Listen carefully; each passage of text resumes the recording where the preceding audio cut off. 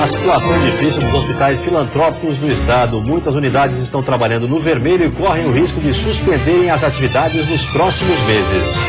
A dívida do estado com a União. Raimundo Colombo se reuniu com o ministro da Fazenda para explicar as medidas adotadas por Santa Catarina. O governo um valor contratado em 98. Malabarismo com as contas, queda na arrecadação e no repasse de recursos federais fazem muitos municípios buscarem alternativas para equilibrar as finanças. Em Lages, uma das medidas que pode auxiliar é a diminuição no número de vereadores. E no futebol, o Chapecoense mantém a invencibilidade, vence o Criciúma e garante o título do primeiro turno do campeonato estadual. O Verdão do Oeste já está garantido na final do Catarinense.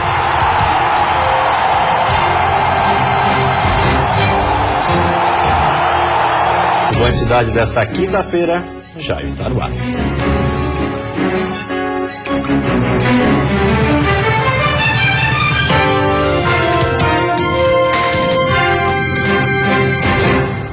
Olá, boa noite.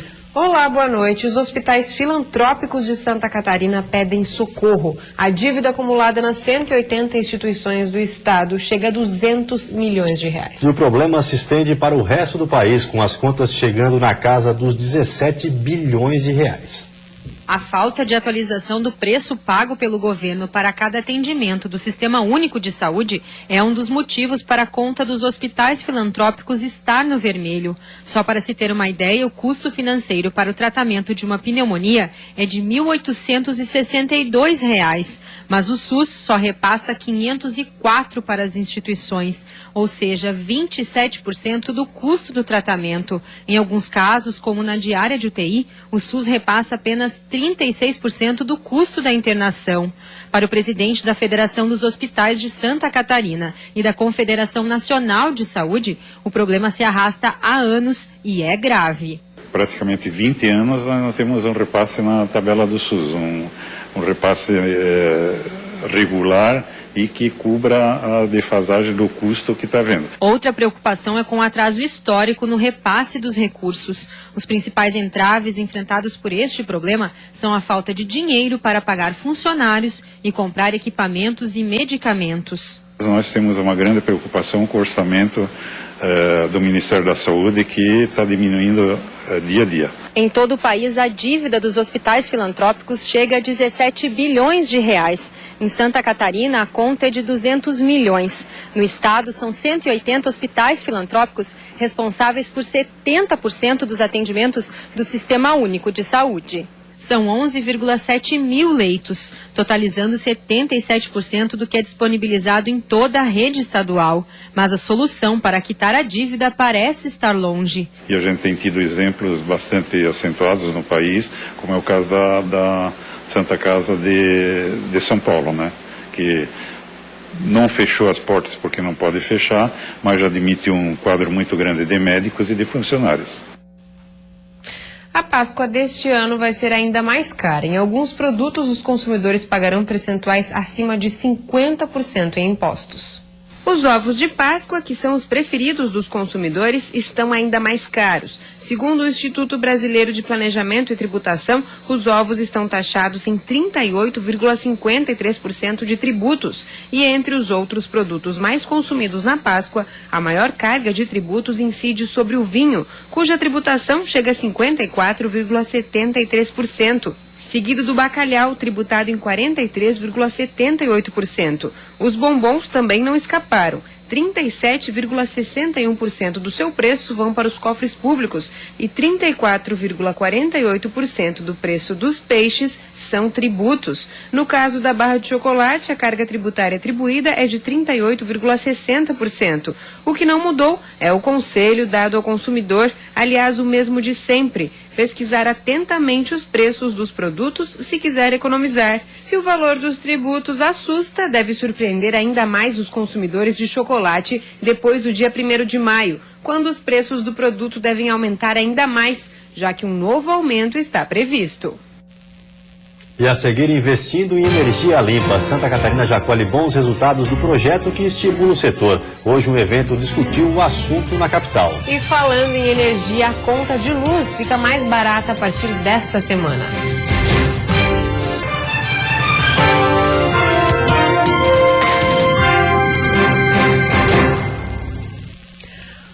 evento hoje em Florianópolis discutiu a geração de energia limpa. Santa Catarina tem se destacado nessa área. Santa Catarina tem se preocupado em investir em energias limpas, tanto que no ano passado criou um projeto chamado SC Mais Energia, com o objetivo de estimular o setor. Em menos de 8 meses, a iniciativa comemora bons resultados. 19 hidrelétricas estão sendo construídas no estado e muitas outras estão elaborando projetos que em breve devem sair do papel. Hoje nós temos aproximadamente 2.000 megawatts inscritos, isso superam 60 projetos já inscritos no programa, onde nós tentamos, vamos dizer assim, simplificadamente, desburocratizar e viabilizar projetos com capacidade econômica e financeira para sair do papel. Mas conseguir viabilizar um projeto de central hidrelétrica nem sempre é fácil. Os empresários esbarram em uma série de dificuldades. Dificuldades são inúmeras. Enfrentamos com financiamento, com garantias de financiamentos, com preço da energia elétrica. O nosso mercado hoje está bem complicado, houve muitas oscilações. As pequenas centrais hidrelétricas, além de gerar energia limpa e renovável, são espaços que ajudam no equilíbrio entre a fauna, flora, solo e recursos hídricos, e onde é possível desenvolver atividades como piscicultura e aquicultura nos reservatórios. Reservatórios muito pequenos, muito apropriados para piscicultura, aquicultura, fruticultura irrigada. E lógico, nós temos que construir a área de preservação permanente em volta, com espécies nativas de flora e fauna, que são verdadeiros parques ambientais, podem ser utilizados. O caminho é buscar recurso financeiro e auxílio técnico. O BRDE tem sido um apoiador e fomentador de iniciativas de energia limpa. Nós estamos financiando energia limpa há 10 anos e temos linhas de crédito suficientes para suportar todos os projetos que nesta área se aportarem ao banco. A gente está tentando também destravar outros obstáculos. Por exemplo, questões auxiliar o órgão ambiental no licenciamento, a parte de conexão na rede elétrica, assim, uma série de obstáculos que o empreendedor tem, porque se ele não destravar esses obstáculos, ele não vai conseguir o financiamento. Santa Catarina tem saído na frente, sendo um dos estados com mais incentivo para a implantação de geradores de energia limpa, o que, segundo este especialista, só traz ganhos para os catarinenses. O futuro está nos automóveis, de fato elétrico, que vão consumir eletricidade a R$200, tem que ser R$200, 200 e poucos reais, e não R$1.000 o megawatt-hora.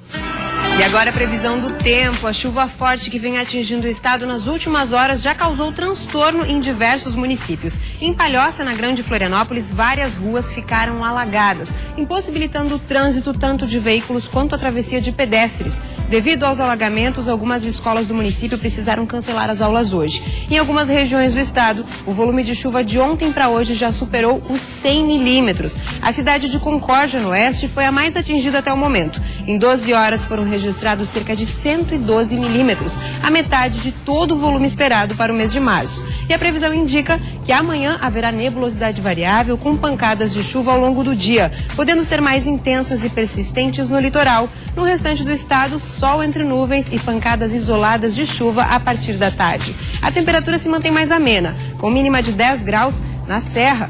No Vale do Itajaí, Planalto Norte e Oeste, mínimas entre 12 e 14 graus. No litoral sul, as temperaturas variam entre 18 e 23. No litoral norte e Grande Florianópolis, máxima entre 27 e 28 graus. E a conta de luz fica mais barata a partir dessa semana com a mudança da bandeira tarifária de vermelha para amarela. Consumidores querem acabar de vez com a cobrança extra em caso de acionamento das termoelétricas. No ano passado, André se habituou a tirar os eletrodomésticos da tomada quando não estão em uso. Trocou o ar-condicionado pelo ventilador e instalou lâmpadas fluorescentes.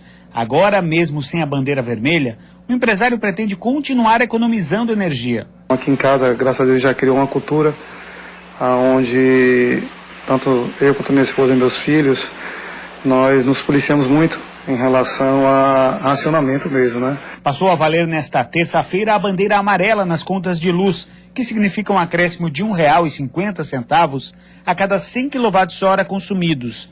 Com a bandeira vermelha, em vigor desde janeiro de 2015, a taxa é de R$ 4,50. O volume de chuva dos últimos meses no país, que melhorou o nível dos reservatórios e vem dispensando o uso de usinas termoelétricas, foi o principal fator para a redução no custo de produção da energia, agora repassada aos consumidores. Para este especialista em energia, o governo toma a medida na hora certa, embora os reservatórios não estejam com sua capacidade completamente recuperada, o que deve acontecer só em abril.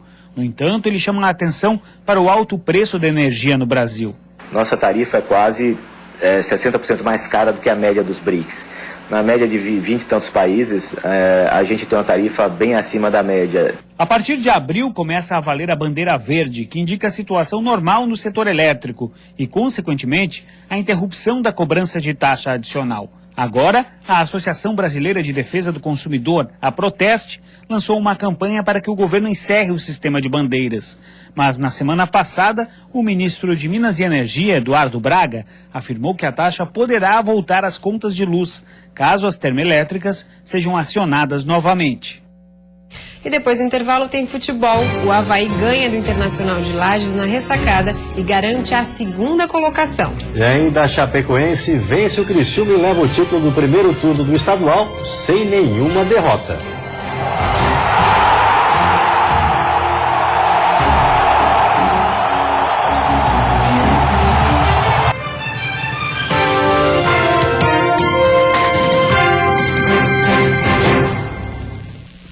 Futebol não teve zebra, deu Chapecoense na Arena Condá. O único time invicto do catarinense venceu o Criciúma e levou o título do primeiro turno.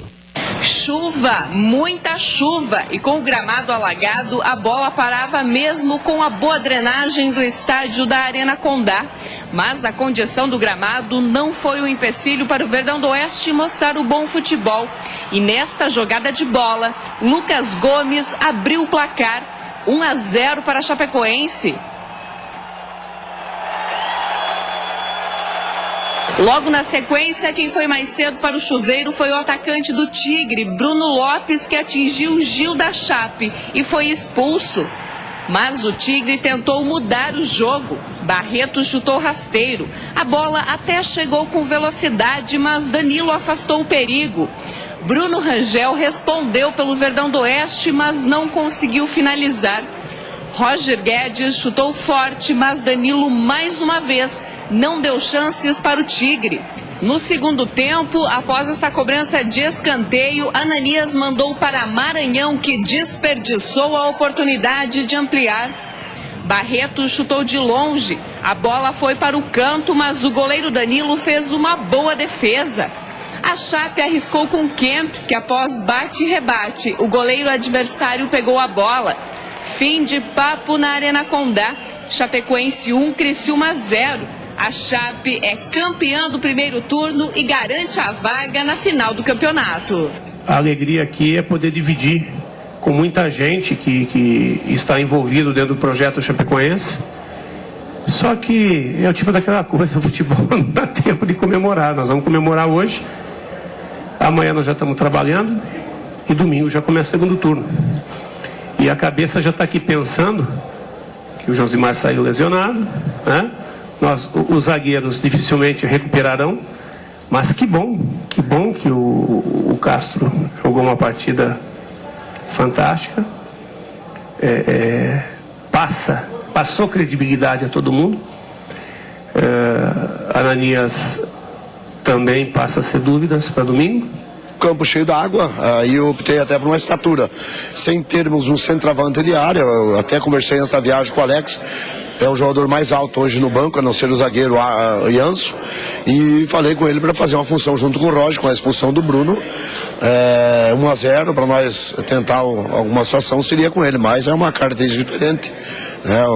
Foi mais pro o campo tá encharcado, um balão, ele disputar a bola lá na frente pela sua estatura, o Alex, junto com o Roger. Uma hora ele teve um lampejo que foi dominar a bola, fugiu um pouquinho, mas não foi o suficiente para fazer a diferença. Também debaixo de muita chuva, o Avaí derrotou o Internacional de Lages na ressacada e garantiu o segundo lugar do primeiro turno.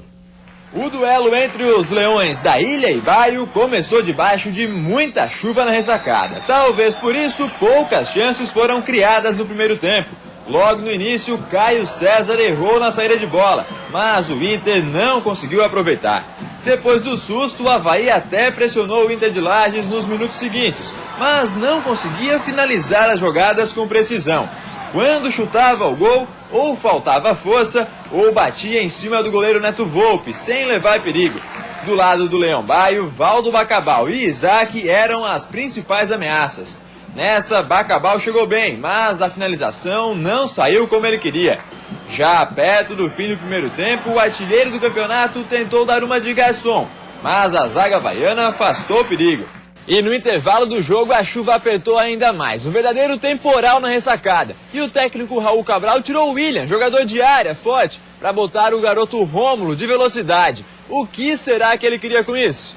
A gente já tinha trabalhado com o Rômulo dessa maneira anteriormente ao jogo contra a Chapecoense, e no jogo contra a Chapecoense o Rômulo foi bem, e a gente sabia que a gente aumentando um pouquinho a pressão em cima da defesa do Inter de Lages, com mais velocidade, mais força, a gente havia criar algumas oportunidades. Então eu acho que a gente conseguiu isso com o Rômulo. Depois, com a entrada do Yuri, a gente ganhou força mais uma vez, conseguiu pressionar e conseguiu criar algumas oportunidades. Ganhar na velocidade não teria condições. Aliás, a garotada havaiana até era mais rápida, mas a bola não acompanhava. Sempre tinha uma poça no meio do caminho que travava a jogada. O Inter também sofreu com a chuva, a bola não rolava para nenhum dos lados. E o pessoal então tentou apelar para o futevôlei, tentando aquelas jogadas pelo alto. Em meio a toda essa água, como sairia um gol nesse jogo? Só por cima mesmo. E é aí que a estrela de Raul Cabral brilhou. Para a imagem. Dá uma olhada em quem tá ali, no meio da área, prontinho para pegar a bola que vai sobrar. Isso mesmo, Rômulo, como um legítimo centroavante oportunista.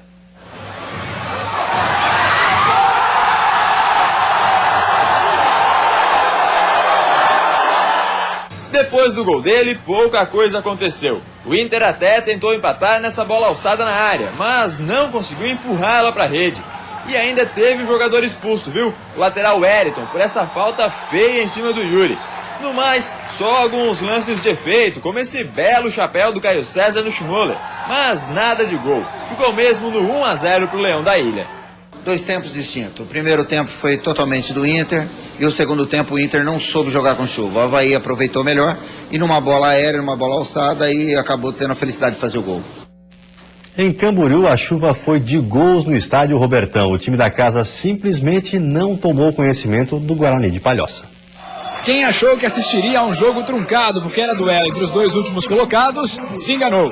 O confronto entre Camboriú e Guarani foi aberto e cheio de gols. 3 deles saíram dos pés desse cara. Aldair pegou essa bola de primeira dentro da área e fez o primeiro do Camboriú, 1-0. Aldair avançou pela esquerda e bateu no canto, 2-0. E depois de jogada trabalhada, Aldair recebeu na entrada da área e fuzilou. Terceiro dele do Cambura, 3-0. Ainda cabia mais no primeiro tempo. Aldair já estava esperando a bola para fazer o quarto, mas André Lima quis fazer o dele. Bateu e fez, 4-0. O Guarani diminuiu em cobrança de falta. Alex Maranhão bateu bem, 4-1. Mais nada de reação do Bugre. O Camboriú aumentou a vantagem. Badé chutou no travessão e no rebote, Eurico fez quase sem querer, 5-1. E para fechar a conta, Egon, ex-Guarani, deu esse toquezinho, tirou do goleiro Thiago Rodrigues. Fim de jogo, Camboriú 6, Guarani 1. No complemento da rodada, Metropolitana e Figueirense estão se enfrentando neste momento em Blumenau e o jogo está 0-0. Mais tarde, às 9h30, o Brusque recebe o Joinville. E a seguir, diminuindo gastos em Lages, uma das medidas pode ser o corte no número de vereadores da cidade. E ainda dívida com a União. O governador Raimundo Colombo esteve reunido agora à tarde com o ministro da Fazenda, Nelson Barbosa.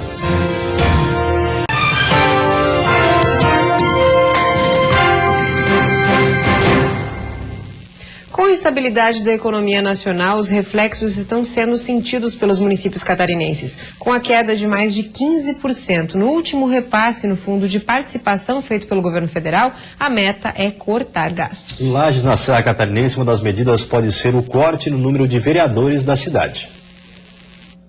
Entre os projetos que pedem a redução está o de 19 para 13 vereadores.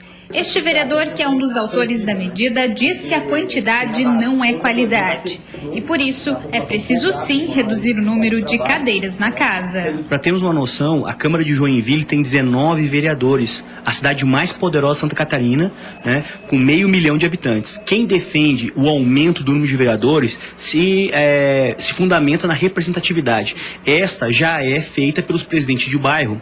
Vereador não é de bairro, vereador é da cidade. Foram criados pelos vereadores 3 projetos, dos quais 2 pedem a redução do número de cadeiras da casa e 1 a permanência das 19. Mas até agora, apenas 1 alcançou o número de assinaturas necessárias e já tramita nas comissões de Justiça e Finanças. De acordo com o presidente do Legislativo, o projeto que pede a redução de 19 para 15 vereadores já tem 10 assinaturas. Para tramitar, é preciso 7.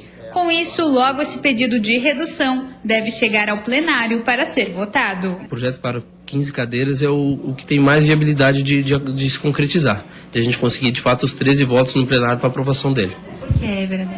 Até pelo número de vereadores que assinaram no projeto, né? Já temos hoje 10 vereadores que assinaram e a gente entende que o momento a população requer que tenha uma redução. Para muitos vereadores, a redução significa economia, já que terá redução não só de vereadores, mas também de cargos comissionados. Se a gente conseguir aprovar de 13 vereadores, nós conseguimos reduzir aí perto de 18 cargos comissionados. Isso dá uma redução em custo real para o município de perto de R$1 milhão por ano. Ou seja, numa legislatura, o município acaba economizando, a Câmara do município acaba economizando perto de 4 milhões. Em 2012, a Câmara de Vereadores de Lages aumentou de 12 para 19 o número de cadeiras no Legislativo. Lei que vale só até este ano. Agora precisa votar na permanência ou na redução. Isso deve ocorrer até abril, 6 meses antes do pleito eleitoral. O governador Raimundo Colombo esteve reunido agora à tarde com o ministro da Fazenda, Nelson Barbosa. Durante a reunião, ele explicou a medida adotada pelo Estado com relação à dívida com a União. O governo catarinense optou por depositar os valores das parcelas da dívida com o governo federal em uma conta administrativa. A ação foi feita por não haver acordo quanto à forma de cobrança. Segundo o governo do estado, a União estaria aplicando juros sobre juros de um valor de 4 bilhões contratados ainda em 1998. O ministro Nelson Barbosa pediu que a medida do governo estadual seja revista. Houve uma proposta de alongar a dívida e você diminui o desembolso mensal. Isso, a curto prazo, sem dúvida, é uma vantagem. Mas a preocupação da gente é que esse impacto ao longo dos anos, estou falando até 2048, ele seja muito penoso para a sociedade, porque o indexador é alto, né? A inflação está alta, que é o que nós estamos fazendo desde 98 agora. Quer dizer, Santa Catarina emprestou 4 bilhões, pagou 13 e está devendo 9. Aí o que significa isso? Você vai ter menos investimento em saúde, em educação, em segurança pública. É essa situação que nós estamos vivendo. O governo catarinense também entrou com um mandado de segurança para evitar o abuso da cobrança de juros. Amanhã, o governador Raimundo Colombo vai se reunir com a presidente Dilma Rousseff para discutir a proposta de revisão da dívida pública com a União. Amanhã vão estar todos os governadores aqui, a gente vai conversando, vai achando caminhos, né? Porque isso, de fato, vai causar um colapso. Muitos estados já estão assim. Nossa situação é bem melhor, mas o caminho é o mesmo, a gente chega lá também. E você fica agora com o Jornal da Band. Uma ótima noite a todos e até amanhã. Uma boa noite para você. Até amanhã.